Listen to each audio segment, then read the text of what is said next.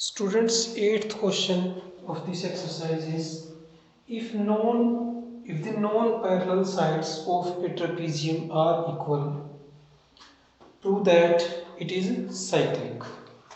एक trapezium given है बच्चों, और ट्रेपीजियम की क्या प्रॉपर्टी होती है, उसमें अपोजिट साइड्स का एक पेयर पैरेलल होता है।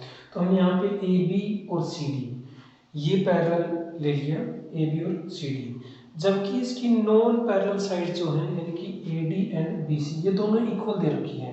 वैसे ज़रूरी नहीं है कि ट्रेपीजियम में नॉन पैरेलल साइड्स इक्वल हो, बस प्रॉपर्टी बेसिक ये होती है कि अपोजिट साइड्स का सिर्फ एक पेयर पैरेलल होता है। बट एक्स्ट्रा यहाँ पे गिवन क्या है, A D is equal to B C यानी कि नॉन पैरेलल साइड्स इक्वल हैं, तो ये एक साइक्लिक क्वाड्रिलेटरल बन जाएगी बच्चों। हमने क्या प्रूव करना है, A B C D is cyclic.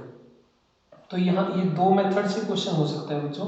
हम एक मेथड यूज करेंगे यहाँ पे कंस्ट्रक्शन का, ड्रॉ डीएम। देखो डीएम और सीएम ये दोनों परपेंडिकुलर हमने ए बी के ऊपर ड्रॉ कर दिए।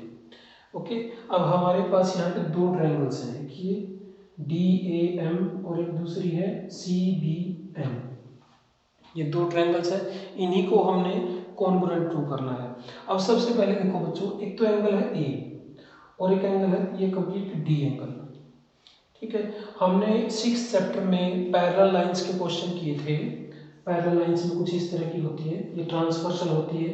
ये दोनों एंगल्स बच्चों देखो, ये दोनों एंगल्स कितने डिग्री के होते हैं, 180 डिग्री के। अगर ये लाइन और ये लाइन अगर पैरेलल है तो इन दोनों का सम 180 डिग्री होता है, और इस प्रॉपर्टी को बोला जाता है co interior angles. The sum of co interior angles is 180 degree when the lines are parallel. तो क्योंकि ये दोनों लाइंस पैरेलल हैं तो इसका मतलब ए और डी ये को इंटीरियर एंगल्स हैं, इन दोनों का सम कितना होगा, 180 डिग्री। इसको आप इक्वेशन 1 मान लो, और यहाँ पे रीजन हम लिख देंगे को इंटीरियर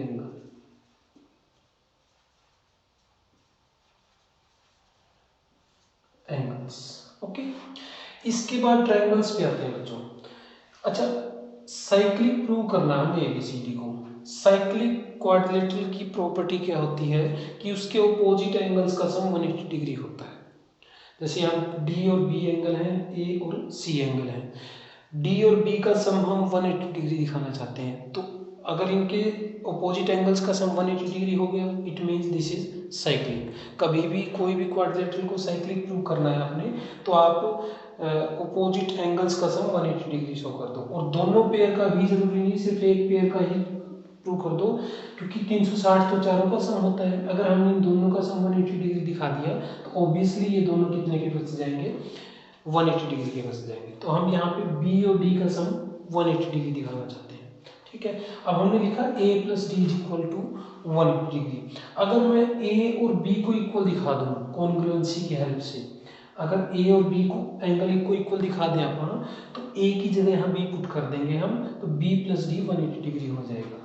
तो in triangles D A M and triangle C B N, दोनों ट्रायंगल्स में क्या क्या सेम है बच्चों। एक तो देखो ए डी बी सी ये इक्वल दे रखा है, A D is equal to B C, ये इक्वल गिवन है, इसको हम लिख देंगे गिवन पार्ट। ओके, उसके बाद देखो angle M is equal to angle N, angle M is equal to angle N each 90 degree. Okay, after that third part is को डीएम सीएम, ये दोनों क्या है, दो पैरेलल लाइंस के बीच की डिस्टेंस है, और आपको पता है पैरेलल लाइंस के बीच में हमेशा डिस्टेंस क्या होती है, इक्वल होती है। तो इसलिए डीएम और सीएम क्या हो जाएंगे, equal. DM is equal to CM, ये है distance between parallel lines, distance between parallel lines. तो अब क्योंकि ये राइट ट्रायंगल्स हैं एंगल ऑफ 90 डिग्री की वजह से, तो अपन आरएचएस प्रॉपर्टी के बारे में डिस्कस करते हैं। सबसे पहले राइट एंगल को हमने राइट एंगल के इक्वल दिखाया, राइट एंगल के सामने क्या होता है, हाइपोटेन्यूस, राइट एंगल के सामने हाइपोटेन्यूस, और हाइपोटेन्यूस को हाइपोटेन्यूस के इक्वल दिखा दिया। ये देखो ये बन गया हाइपोटेन्यूस, ये बन गया राइट एंगल। उसके बाद तीसरी साइड बच गई बस, तो by R is congruent to triangle CBN। इन दोनों ट्रायंगल्स को हमने कॉन्ग्रुएंट प्रूव करवा दिया। और angle A and angle B, A और B, ये दोनों एंगल्स क्या हैं? कोरस्पॉन्डिंग पार्ट्स हैं, कोरस्पॉन्डिंग एंगल्स हैं। By CPCT angle A is equal to angle B हो जाएगा। Okay, angle A is equal to B, ये हमारा मेन पार्ट था इस क्वेश्चन का, इन दोनों ट्रायंगल्स को कॉन्ग्रुएंट प्रूव करवाना। और इनकी कॉन्ग्रुएंसी से CPCT से एंगल A और B angle A and angle B दोनों इक्वल आ गए हैं हमारे पास। अब देखिए इक्वेशन 1, बाय यूजिंग इक्वेशन 1 हमने वहाँ पे A और B को इक्वल दिखाया, तो A की जगह हम क्या पुट कर सकते हैं? B पुट कर सकते हैं। तो यहाँ पे हम क्या पुट कर देंगे? B पुट कर देंगे A की जगह पे, प्लस एंगल D है इज इक्वल टू 180 डिग्री। अब वहाँ नीचे लिखेंगे बाय यूजिंग 1, यहाँ पे बाय यूजिंग 1, ठीक। B plus D is equal to 180 degree. B और D कैसे एंगल हैं? एंगल्स हैं ABCD के ओपोजिट एंगल्स हैं, दोनों का सम कितना है? 180 डिग्री।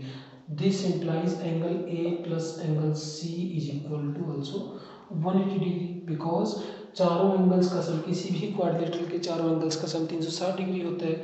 अब इन दोनों का सम 180 डिग्री है, तो इन दोनों का सम अपने आप ही 180 डिग्री बचेगा। तो अगर अपोजिट एंगल्स का सम 180 डिग्री है, this implies ABCD is a cyclic quadrilateral. ये हमारे पास फाइनल इसका जो प्रूफ है वो होगा। सबसे पहले देखो A और D इन दोनों का सम 180 डिग्री होगा। क्यों? क्योंकि ये कोइंटीरियर एंगल्स हैं, इन लाइन की पैरेललिटी की वजह से। अच्छा, उसके बाद है दो ट्रायंगल्स, इन दोनों ट्रायंगल्स को हम कॉन्ग्रुएंट प्रूव करवाएंगे RHS प्रॉपर्टी से। इनकी CPCT से एंगल A और एंगल B इक्वल आ जाएंगे। अब क्योंकि A और D का सम, A और D का सम हमने 180 डिग्री लिखा है, किसकी वजह से? कोइंटीरियर एंगल की वजह से। तो हम A की जगह B पुट कर सकते हैं, बिकॉज हमने कॉन्ग्रुएंसी का यूज करके A और B एंगल को इक्वल दिखाया है। तो यहाँ पे हमने क्या किया? A की जगह B पुट कर दिया, तो B plus D is equal to 180 degree. Angle B plus angle D is equal to 180 degree. तो A और C अपने आप ही 180 डिग्री के होंगे, तो अपोजिट एंगल्स का सम 180 डिग्री हो गया। This means ABCD is a cyclic quadrilateral.